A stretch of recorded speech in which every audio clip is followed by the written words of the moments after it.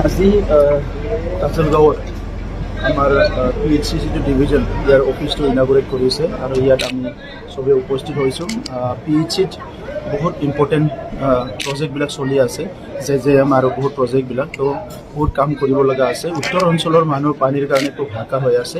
দীৰ্ঘদিন ধৰি তেখেতসকলে পানীৰ কাৰণে বহুত ষ্ট্ৰাগল কৰিলে। এতিয়া লাহে লাহেকৈ বিভিন্ন স্কিম আহিছে আৰু আমিও BTR গভৰ্ণমেণ্টখনে যেনেকৈ নহওক ৰাইজে বিশুদ্ধ পানী পাব লাগে, ইয়াৰ কাৰণে বিভিন্ন আঁচনি আমি তৈয়াৰ কৰিছোঁ। আৰু আজি বিশেষকৈ এই কাজলগাঁৱত আমাৰ ডিভিজন অফিচটো ইনাগুৰেশ্যন কৰিবলৈ পাই আমি আনন্দিত হৈছোঁ আৰু ইয়াৰ পিছত পাব্লিক হেল্থৰ বিভিন্ন প্ৰব্লেম এই অফিচৰ পৰা চল্ভ হ'ব। আজিৰ পৰা আপোনালোকৰ বাজেট অধিৱেশন আৰম্ভ হ'বলৈ গৈ আছে, যিহেতু বিধানসভা নিৰ্বাচন সমাগত, কি ধৰণৰ বাজেট ল'ব বুলি? চাওক, বাজেট বুলি ক'লে কেন্দ্ৰীয় বাজেট, ৰাজ্যৰ বাজেটটো যিমান ইম্পৰ্টেণ্ট, আমাৰ কাউন্সিলৰ বাজেটটো ইমান হাইলাইট নহয়।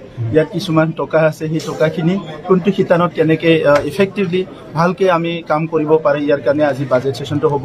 আমি বিচাৰিছোঁ কি মেক্সিমাম যিটো আছে পইচা আমাৰ এডুকেশ্যনত খৰচ হ'ব লাগে।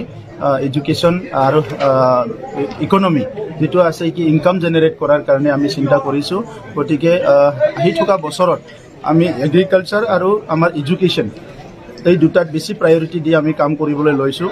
বাকীখিনি যিটো আছে ৰাস্তা ঘাটৰ কাৰণে কেন্দ্ৰীয় চৰকাৰ, ৰাজ্য চৰকাৰৰ আঁচনি আছে আৰু হেল্থৰ কাৰণে NHM চলি আছে। চ' DRDA, NRLM এইবিলাকতো বহুত আঁচনি চলি আছে। MG এনৰেগাৰ আঁচনি খুব ভালকৈ যদি চলাব পাৰে বহুতখিনি উন্নয়ন গ্ৰাম্য অঞ্চলত হ'ব। আমি এইটো যিটো দেখিবলৈ পালোঁ, আগৰ চৰকাৰবোৰে সেই কামবিলাক কৰা নাই। গতিকে এতিয়া আমাৰ তাত যিখিনি টকা আহিছে, সেই টকাখিনি সঠিকভাৱে কেনেকৈ ৰাইজক মানে আমি ইমপ্লিমেণ্ট কৰিব পাৰে বা উন্নয়নটো দিব পাৰে, ইয়াৰ কাৰণে আজি বাজেটৰ আলোচনা হ'ব। আৰু আজি আপোনালোকৰ আগত মই এটা কথা ঘোষণা কৰিব বিচাৰিছোঁ যে নিৰ্বাচনৰ সময়ত আমি কৈছিলোঁ কি ইয়াত থকা বিভিন্ন জাতি জনগোষ্ঠীৰ কাৰণে আমি এটা উন্নয়ন বৰ্ড, ডেভেলপমেণ্ট বৰ্ড গঠন কৰিম আৰু অতি শীঘ্ৰে আমি সকলো জনগোষ্ঠীৰ কাৰণে উন্নয়ন বৰ্ডটো গঠন কৰিবলৈ গৈ আছোঁ। আচ্ছা ছাৰ, VCDC নিৰ্মাণ গঠন কৰাক লৈ যিটো এটা মতানৈক্য হৈছে VCDCত একো মতানৈক্য হোৱা নাই, এজন দুজনটো থাকিবই।